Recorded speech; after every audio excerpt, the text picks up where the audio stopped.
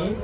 Oh, I see down towards the south end of the field, Barry Ballinger is here with east side of the field, the red and blue spiral balloon with the white star.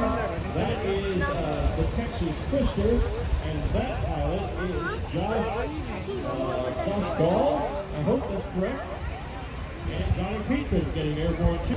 I just got word that the air balloon landed, put out the target, and it's over near the Harvest Hill Church. That means anything to anybody? So the competition is underway.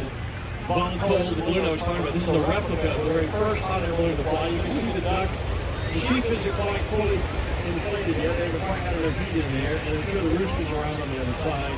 But that is a replica of what the very first hot air balloon looked like. The sheep, the duck, and the rooster survived the flight. I think it was now, and the passengers on board were a rooster, a duck, and a sheep. And they were flying the company.